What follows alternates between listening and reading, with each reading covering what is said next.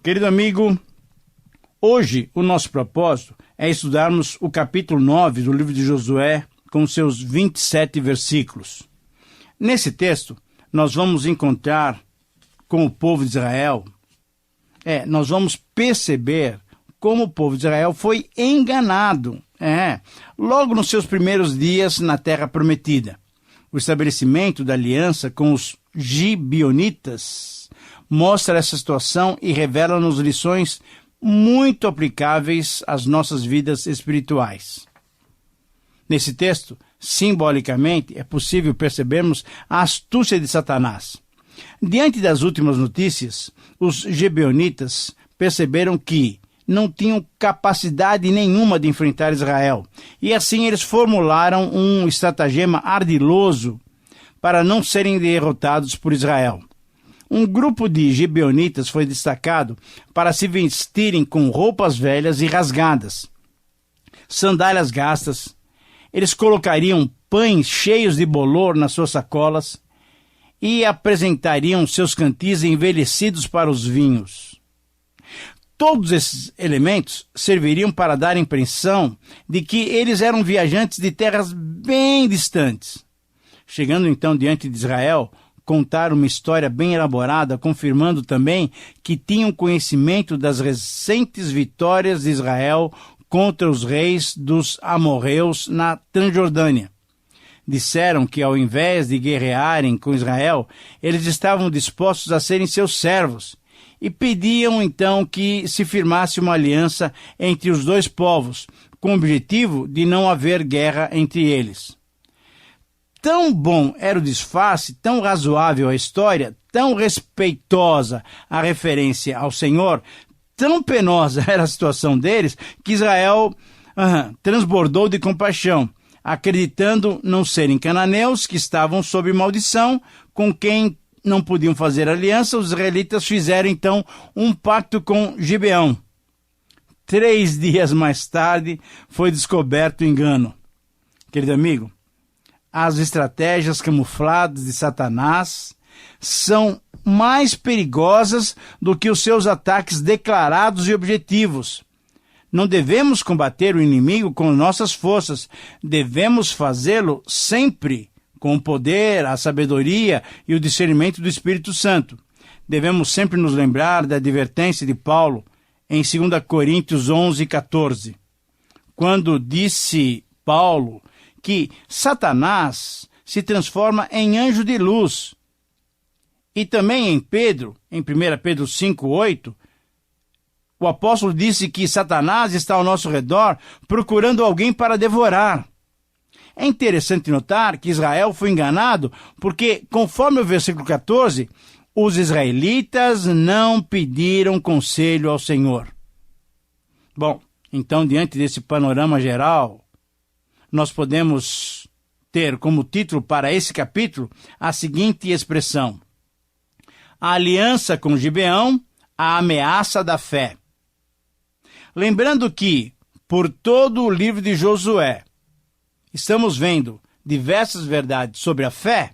Resumindo esses 27 versos, o princípio desafiador e aplicável às nossas vidas que surge desse estudo, desse texto, pode ser expresso através da seguinte afirmação: todo cristão deve estar atento contra as ameaças que atacam a nossa fé.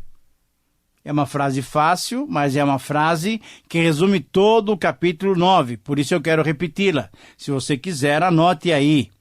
Todo cristão deve estar atento contra as ameaças que atacam a nossa fé.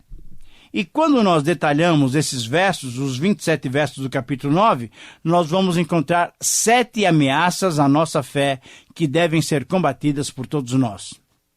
Em primeiro lugar, a nossa fé é ameaçada quando os ímpios se reúnem contra os planos e as ações divinas.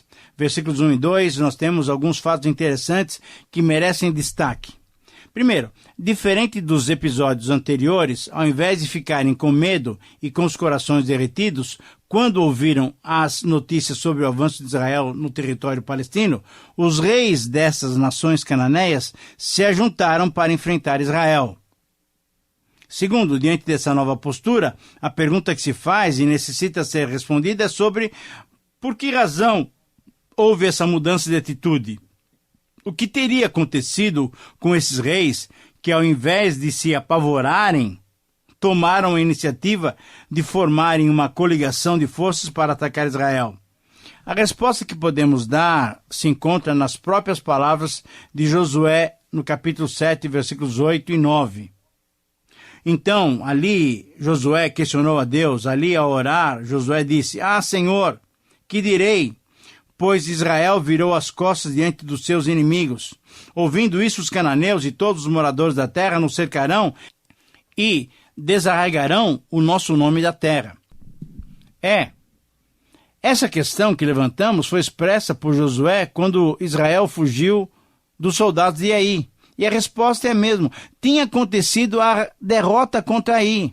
Agora, aquela derrota provocada pela desobediência de Israel e especificamente pelo pecado de Acã, proporcionou aos habitantes de Canaã a visão de que Israel poderia ser derrotado.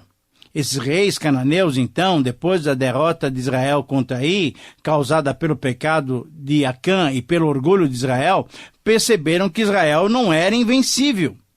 Querido amigo, o pecado em nossas vidas traz como consequência o nosso afastamento de Deus, a perda de suas bênçãos e mostra ao inimigo as nossas fraquezas, as nossas debilidades. Querido amigo, que possamos manter-nos unidos constantemente a Deus para não sermos ameaçados em nossa fé. Em segundo lugar, a nossa fé pode ser ameaçada quando os ímpios enganam o povo de Deus. Esse princípio está marcado nos versículos 3 a 6. Nesses versos, nós devemos perceber como funciona a mentalidade do mundo. Para se livrar de situações totalmente impossíveis, o mundo recorre à mentira, ao engano, e nós, cristãos, nos tornamos o alvo desses tramas. Primeiro, entre as diversas nações que se uniram para lutar contra Israel, estavam os heveus, moradores de Gibeão. Esta era uma das principais cidades e ficava no território central de Canaã. Diante da ameaça do avanço de Israel, os gibeonitas tiveram a certeza de que, mesmo fazendo parte da coligação de nações contra o povo de Deus, eles seriam derrotados. Então, esses cananeus, ouvindo o que Israel fizera recentemente contra Jericó, Ai e Betel, desistiram de lutar junto com os outros reis e, particularmente, traindo a aliança feita com eles, com aqueles reis, resolveram cuidar de si mesmos através de uma estratégia enganadora. Os gibeonitas, movidos por medo, como os inimigos iniciais de Israel, formularam um estratagema enganoso para se livrarem da morte. Mentindo, eles enviaram representantes a Josué para pedir-lhe paz, mencionando que eram de uma terra muito distante. Mentiram a respeito do local de onde vinham, mentiram a respeito das suas montarias, mentiram a respeito das suas roupas velhas, mentiram a respeito dos pães embolorados e mentiram a respeito dos odres de vinho. Conforme o versículo 6, os gibeonitas foram direto para Gilgal, provavelmente não a Gilgal dos capítulos 4 e 5, mas uma outra cidade com o mesmo nome, e ali procuraram Josué, pedindo-lhe então a aliança. Querido amigo, é assim que o mundo age com os filhos de Deus. Por nos considerarem mais crédulos, nos enganam mais facilmente, e por causa disso é que Jesus contou a parábola e elogiou a sabedoria daquele mordomo infiel, conforme lemos lá em Lucas 16, 1 a 9. Aquela parábola muitas vezes tem sido mal interpretada por alguns. Muitos acham que Jesus está recomendando as práticas daquele mordomo infiel. Mas não é isso, não. Não, com certeza não. A parábola, veja só, elogia não as ações desonestas daquele homem, mas o elogio é pelo seu atuar decisivo no momento de crise. Assim também agiram os habitantes de Gibeão. Diante da crise, diante da morte e do extermínio, eles usaram de sabedoria para se livrarem da destruição. Muitas vezes, querido amigo, nós precisamos também de tomarmos essa iniciativa. Nós cristãos precisamos agir dessa maneira. Em terceiro lugar, a nossa fé é ameaçada quando não investigamos criteriosamente aqueles que surgem no nosso meio. E esse princípio nós encontramos nos versículos 7 até 13. Nesses versículos, nós temos que fazer algumas observações. Depois de ouvirem o pedido dos gibeonitas por uma aliança, os israelitas os questionaram, querendo saber se eles habitavam perto deles, pois Israel já estava proibido por Deus de fazer aliança com qualquer povo que habitasse próximo a ele. No verso 8, a resposta que deram a Josué foi surpreendente. Olha, colocaram-se como servos diante de Israel e até acrescentaram no verso 9 uma série de razões pelas quais deveriam ser aceitos em aliança com Israel. Eles disseram que tinham ouvido falar no nome do Senhor Deus de Israel e de tudo que o Senhor tinha feito aos reis dos amorreus. Certamente essas palavras chamaram a atenção de Josué e dos principais de Israel, mas de qualquer forma, não era um atestado de que tinham se convertido ao Deus de Israel. O que eles pretendiam, na verdade, e finalmente conseguiram, era escapar da morte certa diante de Israel. E ao invés de os vermos como pessoas rendidas aos pés de Deus, reconhecendo o seu pecado, podemos vê-los como bons negociadores, que usando sua pequenina fé, como a de um grão de mostarda, eles conseguiram seu objetivo: salvar as suas vidas. Disseram que tinham sido enviados pelos anciãos do seu povo e confirmaram toda aquela falsa história já contada. O que percebemos então é que houve uma falha gritante nas atitudes dos israelitas. Provavelmente, vangloriando-se pelo elogio recebido pelas vitórias contra Jericó e contra Ai, diante desse relato, nenhum dos israelitas se preocupou em verificar a veracidade dessas afirmações, se eram verdadeiras ou falsas. Diante de tão grande mentira, nem Josué, nenhum outro líder israelita teve a prudência de verificar a veracidade daquele relato e eles firmaram o pacto proibido por Deus, conforme Êxodo 34, 12 e 15. Querido amigo, quando nos achamos autossuficientes para resolver as questões por nossa própria sabedoria, sem dependermos de Deus, somos enganados e a nossa fé fica realmente ameaçada. Que possamos nos humilhar sob a poderosa mão de Deus para usufruirmos dele mesmo as suas bênçãos. Em quarto lugar, a nossa fé pode ser ameaçada quando tomamos decisões sem consultarmos a Deus. Versículos 14 e 15. Eu quero ler esses dois versículos para você. Então os israelitas tomaram da provisão e não pediram conselho ao Senhor. Eu vou reler esse versículo 14. Então os israelitas tomaram da provisão e não pediram conselho ao Senhor. Josué então concedeu-lhes paz e fez com eles aliança de lhes conservar a vida. E os príncipes da congregação lhe prestaram juramento. Esses dois versos confirmam o que tínhamos dito anteriormente. Primeiro, mas de que maneira Israel poderia ter pedido conselho a Deus? Ora, é possível entendermos que essa orientação divina viria através do Urim e do Tumim. Ou, de uma outra maneira, essas pedras Urim e Tumim, essas pedras sacerdotais, que eram usadas para se perceber a vontade de Deus, eram uma maneira, mas também outros métodos poderiam ser usados, como no caso em que se detectou a mentira de Acã. Mas não era a primeira vez que Israel estava agindo por conta própria. Já no caso da batalha contra Ai, nem Josué, nem qualquer outro líder de Israel consultou ao Senhor. Pelo contrário, porque acharam que era uma batalha simples e fácil, só foram com 3.000 homens e foram derrotadas violentamente. Quando confiaram em sua própria sabedoria, quando se deixaram levar por uma bonita história triste, quando se orgulharam pelos elogios recebidos, pronto. Os israelitas, sem o discernimento espiritual tão necessário para essas ocasiões, firmaram um acordo, estabeleceram uma aliança com os gibeonitas, algo que certamente não era da vontade de Deus. Que tenhamos nós, queridos amigos, os nossos olhos abertos para não cometermos tais erros. Em quinto lugar, a nossa fé pode ser ameaçada quando descobrimos que fomos enganados pelos ímpios. Versículos 16 a 18 nos dão esse princípio.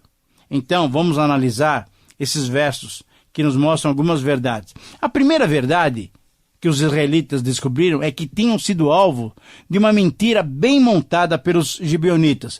Foram enganados, pois não tinham dependido de Deus, não tinham sido cautelosos nem prudentes. Foram surpreendidos com as notícias de que os gibeonitas, ao invés de morarem em terras distantes, moravam bem pertinho deles ali, nos territórios que deveriam conquistar, matando todos os seus habitantes.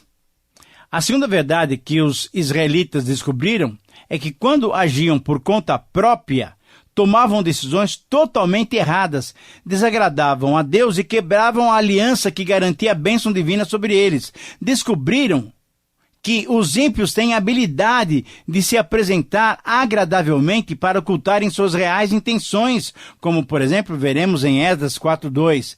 E a terceira verdade que os israelitas descobriram foi que, tomada a decisão de se pactuar com esses gentios, eles não podiam mais voltar atrás, pois tinham jurado pelo nome do Senhor Deus de Israel. Expressão essa que só no livro de Josué é usada 14 vezes. A consequência para os gibeonitas foi de que não morreram ao fio de espada, tornando-se assim então escravos dos israelitas.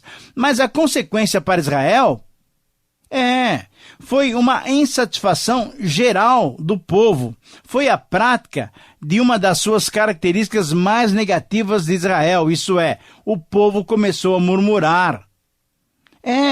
Murmurou contra a decisão da liderança. Provavelmente, a congregação de Israel reclamou por 3 razões. Veja só, a aliança divina fora quebrada. Segundo, temiam a possibilidade de serem novamente derrotados por outros cananeus. E terceiro, não conseguiriam conquistar aquelas terras em que os gibeonitas habitavam. Querido amigo, temos que nos lembrar sempre que pertencemos a um só povo. As nossas decisões afetam o ambiente, afetam a unidade com os nossos irmãos. Daí a necessidade de agirmos sempre com cautela, com prudência e de acordo com a vontade de Deus. Em sexto e penúltimo lugar, a ameaça da nossa fé pode ser vencida pela manutenção do juramento feito. E isso nós encontramos nos versículos 19 a 23. Fazendo algumas considerações a partir desses versículos, encontramos o seguinte, que mesmo tendo errado por uma decisão apressada e incorreta, os líderes de Israel, que tinham jurado por Deus, não poderiam matar ou sequer tocar nos gibeonitas. Em cumprimento do voto feito, conforme Números 32, os gibeonitas viveriam então entre os israelitas. Muito tempo depois, a família de Saul foi castigada, foi punida por ter Saul matado alguns gibeonitas, conforme lemos e estudaremos em 2 Samuel 21, 1 a 14.